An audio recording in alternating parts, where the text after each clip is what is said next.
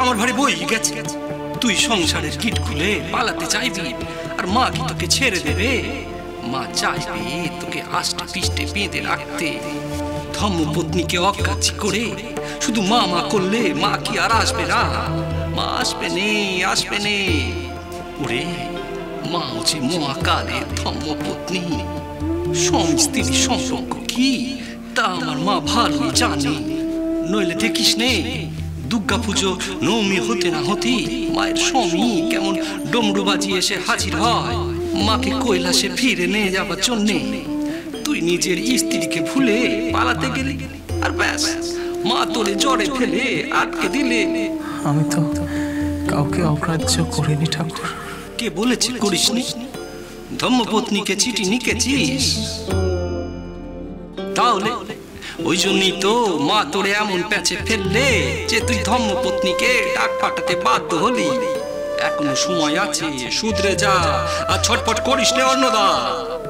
ঠাকুর চুপ কর, চুপ কর। তোর রোগ মুক্তির ব্যবস্থা করতে হবে। কদিন পরে অমাবস্যা পড়বে, মায়ের পুজো করবি নে। এমন করে বিছনায় পড়ে থাকলে মায়ের পুজোয় বসবি কেমন করে রা?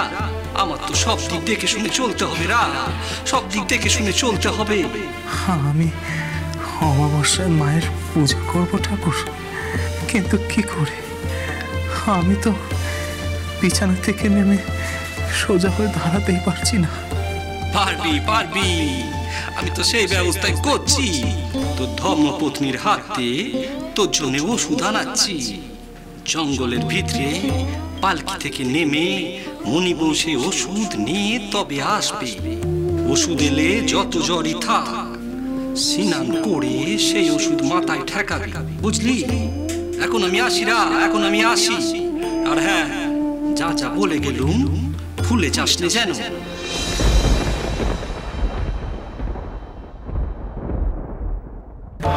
ঠাকুর, ঠাকুর, কি হয়েছে? অনদা, কি হয়েছে? শরীর খারাপ লাগছে? দাঁড়া, তো মাথাটা ধুয়ে দে।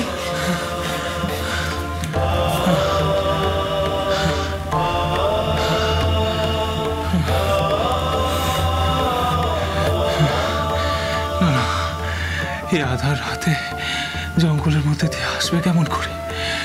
না না, মণিবাবু তুমি এসো না, মণিবাবু তুমি এসো না, তুমি এসো না, এসো না তুমি। এসব আপনি কি বলছেন? যা সত্যি তাই তোমাকে বলছি মণিবাবু। তুমি ওষুধটা পেয়েছো তো? হ্যাঁ, আমার সইরা আমাকে ওষুধ দিয়েছে, কিন্তু ওরা এসব জানবে কি করে? ঠাকুর হয়তো তাদেরও অন্য কারোর মাধ্যমে এই নির্দেশ দিয়েছেন।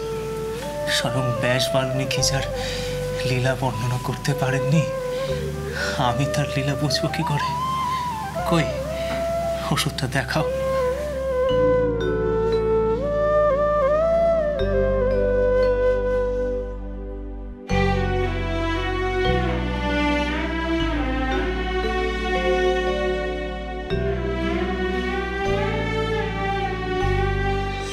যেতে যেতে খুলবি নাই, একেবারে স্বামীর কাছে তো পৌঁছানোর পর খুলবি।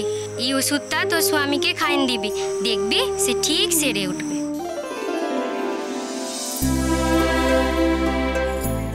আদিশক্তি আদ্যাপি সোম থেকে শনি সন্ধ্যে ৭টায় আকাশ ৮ ও প্ল্যাটফর্ম ৮-এ।